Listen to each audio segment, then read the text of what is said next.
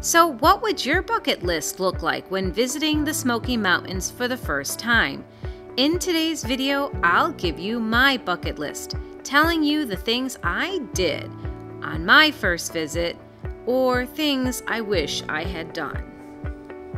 Welcome to Bear Facts, where we explore the Smoky Mountains one bear fact at a time. So the first thing I will point out is that the first time I ever went to the Smoky Mountains was during the midst of COVID. My choices were limited, but due to Tennessee's open door policy, they weren't as limited as you would think. Before making the trip, we did what many of you are doing now, going over the forums, looking at videos, and checking out websites. Up until this time, the only places I have visited in Tennessee were Nashville and Memphis. The Smoky Mountain area is completely different and has a different vibe. So when we did go, I almost felt like we stepped into an entirely different state. The mountains are far more laid back and there are more family-friendly activities and things to do. Like many planners, we focused our research on food and attractions. What we learned was that there seemed to be an overwhelming amount of choices for both. Narrowing it down was harder than you'd think, but we only had 5 days, and at this point of our lives, we didn't plan on going back. So we needed to focus on the big attractions and most popular restaurants. Reviews made a huge impact on these choices. I won't lie, I would have been in Disney that week if they'd been open. The Smoky Mountains wasn't on my radar. Dolly was the only thing I'd really heard of before this, and was still somewhat disappointed that my Disney vacation was being canceled. However, Tennessee was very happy to take our business and their doors were wide open. So Florida lost our patronage that year and Pigeon Forge was where we went. So let's start with restaurants. On our first visit, we hit some of the big ones. Keep in mind that this was our first time to the Smokies and we had no idea how busy and crazy things can get. With all the changes and reopening rules due to COVID, we were able to just walk in and enjoy most of these places without waiting in long lines. We truly didn't understand how unusual that was, but now that we have been to the Smokies during their peak seasons, we have a much greater appreciation for those empty restaurants and non-existent wait times. One of the first places we went was the Local Goat. At the time, I couldn't imagine why their parking lot was so big. It was completely empty inside. The video shows you what a normal parking lot looks like for the Local Goat. Every time since that we have tried to go, we just can't get in the doors. I did enjoy the food, including my peanut butter and banana hamburger. A strange, yet oddly decent combination. We also made it to Mel's Diner. If you've seen my video on them, you'll know how insanely popular this local 1950s themed diner can get. This was the only time we've ever been able to just walk right in. Mel's is super popular and they can have long waits. Of course, we couldn't pass up Frizzle's Chicken Farmhouse Cafe. With their unique chicken pop icon animatronics, the place really sets the tone and makes dining fun and entertaining. We also went to Paula Deen's on the island. They are also a hard place to get into, but very family friendly and offer large servings of good southern foods. During our research, the old mill seemed to pop up time and time again, so it made our bucket list. I can't even start to tell you how popular this place is. Even when we went, there was an hour wait. This had more to do with staffing shortage and limited seating capacity due to COVID rules at the time, but they worked hard to take care of the guests even with the limited staff they had at the time. The last place we put on our initial bucket list was the Chesapeake Seafood House. In my experience, they offer one of the best fresh seafood choices in the Smoky Mountains.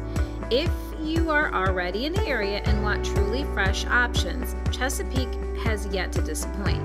They can be on the pricey side and are better for couples and adults, but if you want something a little bit more elegant or looking for a date night, this might be a good option. Here are a few other notable places that I might have wanted to go if time allotted. I have been to each of these places since and had good experiences with each. The Wood Grill Buffet and Pigeon Forge. Some would argue they are a little on the pricey side, but they have quite a large selection and are great for families. They can also accommodate large parties. The Park Grill in Gatlinburg. This place has an awesome fresh salad bar. We love going there on hot days when we're looking for something light, though they do have a great menu of other foods. If you want to try something on the strange side, ask for the deep fried chicken skin appetizer. If you're a fan of pork rinds, you might like this artery clogging southern inspired appetizer. Crockett's Breakfast Camp was always high on my Gatlinburg bucket list for my first time visit. We didn't go on our first trip because my husband isn't a huge breakfast person, but on my second visit I made sure to go with my sister. If you enjoy breakfast foods, I would seriously consider making sure you watch my video on Crockett's. It's truly a Gatlinburg favorite and a heavy hitter. Though Crazy Mason isn't a restaurant but rather an ice cream parlor, I'm still going to bring this one up. Because this location just opened in 2021, we didn't have the option to go on our first or even second trip to the Smokies. But it's a serious contender for anyone looking for a fun bucket list item where you can get a fun dessert, great Instagram photos, and want a souvenir mason jar you can take home as a memento of your trip. They do have crazy lines, prices, and wait times, but they have very shareable portion sizes, and it's a great place to pop in if you're in the mood for a treat. Choosing and narrowing down restaurant choices for your Gatlinburg and Pigeon Forge visit is kind of like making a wedding invitation list. Someone will be left out on your list and someone will be mad if they aren't invited. Smoky Mountain fans are serious about their restaurants, and I don't mean to leave out any of your favorite places, but my goal was to tell you what my bucket list looked like. So if you want to share your bucket list in the comments, we would love to hear your thoughts. So let's move on to the attractions that have made my list. Our first visit to the Smokies, we stayed at Pigeon Forge at a hotel. On our second trip, we actually rented a cabin in Gatlinburg. So my bucket list was very different for both times. I'm going to talk about both locations and cover things we did on both trips. It's not fair to compare them since they can be two entirely different vacations and each offer their own uniqueness. Pigeon Forge is going to really fill the needs and wants of families who want to be entertained. And I'm not ashamed to admit I can be one of those people. I like going to museums, seeing shows, and going to restaurants where someone else is in charge of cooking. So if you're more like me, then Pigeon Forge offers plenty of those kinds of entertainment opportunities. Dollywood was seriously high on our bucket list, but since they were closed due to COVID, we couldn't go. But we did get there on our next trip. What we did do was the Hollywood Wax Museum, Ripley's Aquarium, Ripley's Believe It or Not, as well as Parrot Mountain. Each one of these attractions were family friendly and have great reviews. Both the Sky Bridge and Anakeesta were on our bucket list, but since Anakeesta was in its infancy during our first visit and it wasn't as developed to the extent it is now, we decided to go the Sky Bridge instead. I mean, how cool is it you can stand on a glass bridge? The only downside was that the only way up and down that we knew of was on the ski lift. The first time on the ski lift was very intimidating, and we did see people on the lift basically hysterical in fear once they realize how high you are off the ground. Once you're on, you can't get off. So if you're afraid of heights, this is going to be a very hard trip to take. Anakeesta ski lifts are even higher, but they do have a shuttle system for people who want to take them. So if you only have time for one of the two attractions, I do suggest a little research before picking the one that meets your needs. Both were high on my bucket list, and both attractions have something great to offer. I have pointed out that Ripley's Aquarium was on our bucket list, but even higher on our list was the Chattanooga Aquarium. Both of us love aquariums, and since this is one of the largest freshwater aquariums in the US, it was happening. Though Chattanooga isn't very close to Pigeon Forge, we still couldn't pass up the opportunity to go to a place we have wanted to try for years. I would suggest that if you aren't as passionate about aquariums as we are, Ripley's is much closer to Pigeon Forge and Gatlinburg, so I would suggest holding off on the Tennessee Aquarium for a vacation where you have time to include it. The drive can take up to 3 hours to get there from Pigeon Forge, and this might be time you can use for closer attractions. We also ended up going to Ruby Falls on our first trip. Both the aquarium and Ruby Falls are in Chattanooga, so it made sense to go to both. I really enjoy exploring caves and visiting caverns, so this place was already on my list as well. Ruby Falls is a really amazing cavern system that is worth the trip to see. If you also like to see caves, there are much closer caverns to Pigeon Forge and Gatlinburg without the 6 hours of driving. The Lost Sea, the Tuckaleechee Caverns, and the Forbidden Caverns are just a few. Each one is much closer than Ruby Falls and are excellent caves to try. Here are a few more Pigeon Forge attractions you might want to consider for your own first time visiting the Smokies. For those Titanic fans, the Titanic Museum would be high on your list. I have since gone and really enjoyed it. Obviously, visiting Dollywood will be at the top of most people's bucket list. Because they were closed on our first visit, we couldn't get to it right away. Since then, we've made it our goal to visit Dollywood for each of the 4 seasons. Unless you live close or have some flexibility in your vacation time, this one can be hard to hit. It took us some time, but we finally did it this year. Halloween was the one we couldn't get to since I couldn't get out of work this time of year. Dollywood does an excellent job decorating for the fall and Halloween, Christmas, and spring and summer seasons. It was worth the effort to see it during each of these seasons. The last thing I will point out for Pigeon Forge are the dinner shows. We have been to both of Dolly's shows, including the Pirate and Stampede shows, and we've also seen the Hatfield and McCoy show. I would suggest doing a little research and looking into each show to see which one is a better fit, especially if you have time or budget for only one. Now, like I pointed out earlier, a Pigeon Forge vacation can look very different from a Gatlinburg vacation. People who want more of a Gatlinburg vacation might be looking for things that have more to do with hiking and outdoor activities. As I mentioned, I like to be entertained, but I also love the mountains. There really isn't a way to appreciate them from Pigeon Forge. If you really want to see and experience the mountains, you need to head up to the park. So I added a few more things to my bucket list. If you have time for only one mountain activity, I would suggest looking into doing the Cades Cove Loop. It provides a scenic drive through the mountains from the comfort of your car, and if you're lucky, you might spot some of the numerous wild bears or deer that call this place home. Cades Cove also has some great trails with stunning views and a chance to see some of the old buildings from the pioneer days. We ended up going to Cades Cove on our first trip and were not disappointed. We lucked out with a few deer sightings and bear as well. Clingman's Dome is also a top contender for bucket list items and one that we made sure to do on our first trip. This extremely popular attraction offers one of the highest views of the Smoky Mountains. People also appreciate it because it's paved and there is only a half-mile walk to the summit from the bathrooms and parking areas. But don't let this deceptively short walk fool you. At such a high elevation, the thin air can be an issue for some people. It's also a very steep incline to the top, but there are plenty places to stop and take a break. If you take your time and make it to the top, on a clear day, the view can be breathtaking.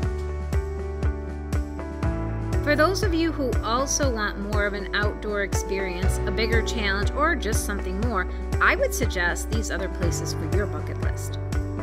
Head to Cherakee and look at the wild elk. It's an amazing experience to see wild elk grazing alongside the highway, or stop and walk around the area where you can see old buildings and learn more about the early pioneers.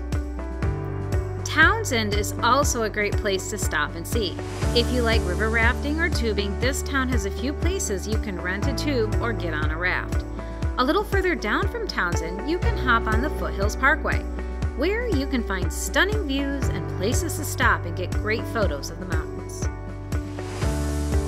Being at the top of the mountains and looking from a place without roads, buildings, electric lines, or tons of other people standing in the way is extremely satisfying. But keep in mind that the general rule of thumb for any trail in the mountains is this: the better the view, the harder the hike. So make sure you have plenty of water, good shoes, and have done your research before taking any hikes. Like I've mentioned in the past, I am a serious planner and I want to know as much as possible about my destination before leaving.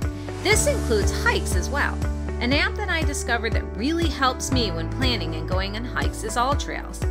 If you want all the bells and whistles, there is a yearly fee. I like that the app gives accurate mileage, elevation gain, and live GPS information. You can learn about the trail from other people who give reviews of the trail conditions, especially if you're concerned about mud or ice. The most important thing about apps like this is that you can download the maps onto your phone. Cell reception is extremely rare in the mountains, and I just like the comfort of knowing I have the information if I need it. An alternative to apps like AllTrails is Google Maps. Most people aren't aware, but you can download offline maps to your phone from Google Maps. You also might want to consider this if you don't have a GPS device in your car other than a phone. With Google offline maps, you can still get directions for your drive when you lose reception in your car, and you will lose reception. There are many videos on YouTube that can help you learn how. The first trail I'm going to talk about is Laurel Falls. This is considered an easy and somewhat short trail and is very popular. But easy is a relative term. There is a 396-foot elevation gain to the top of the 2.4-mile walk. This can be difficult if you're not used to uphill walking. Though it's considered a paved road, the paving is sometimes more of a hindrance than a help. It's a relatively short hike with a wonderful view of the falls to the top as a reward. If you're looking for a little more of a challenge, Alum is the trail for you. Finding parking near the trailhead can be your first challenge. With the new rules about where you can and can't park, it's become even more challenging. But if you can get a decent parking spot, the hike up the mountain will be your next challenge. Some people can do this trail in 2 to 3 hours. This is considered a moderate trail. The end goal of this trail is a massive rock formation that towers above visitors and makes a spectacular photo op. I'm not sure why it's called a cave, but this is the term you'll hear when people talk about Alum Cave. It's also a waypoint for those who want an even bigger challenge, Mount LeConte. Mount LeConte was one of my bucket list items that took a little more work to get done. The Alum Cave hike is on the way to LeConte, about halfway to the peak of the mountain. We did this hike the first year, and then the next year we committed to the LeConte hike, walking the rest of the way to the resort at the top of the trail where you can reserve a night in one of the cabins at the top of the trail. For the average person, this hike is a full day commitment. We took it in the late spring to avoid the heat of the summer. Keep in mind that the higher elevations can be very icy even in late spring. Ice cleats and walking sticks can be extremely useful when conditions are not great. Either way, it was and still is the hardest and most rewarding hike I have done today. So the last major Smoky Mountains trail I will bring up for my bucket list is Chimney Tops. The hike itself is an extremely rewarding hike, but the end of the trail is closed. Unfortunately, the best views are actually beyond that point where they closed the trail. I understand they closed it due to the fire that destroyed many of the vegetation that used to hold and support that side of the mountain. Most people we saw disregarded the sign and continued to the end. If you choose to do this, it's at your own risk. The chimney tops are covered in loose gravel and there are extreme drops to consider if you slip. Even if you don't attempt the hike, there is the Chimney Tops camp area below. This area is very popular with people because you can have family picnics, go rock hopping over the gigantic boulders that hobble the stream below, and enjoy short walks with amazing flowers that bloom in the spring. So that was my bucket list. The list has long since grown, and many of the things on our list didn't get accomplished on our first or even second trip. We continue to add to it each year as we check things off. Like my detour to Chattanooga, many of you will have things on your list that make more sense to you than others. Reviews and observations of others' experiences can be very important when doing research, and the more information you have before your trip, the better prepared you can be. And for some people, this might end up being the only time you can visit the Smokies, so it's even more important to get the most from your time. I would love to hear comments and see what you put on your bucket list. Please let us know in the comments things you have in your list or things you wish you had done. I hope that you have enjoyed my video and have found some useful information for your planned trip to Gatlinburg or Pigeon Forge. If you have any questions or would like to make any comments, I appreciate any thoughts you have on my videos. As always, click the like and subscribe to my channel so I can continue to find more fun ways to explore the Smoky Mountains with all of you.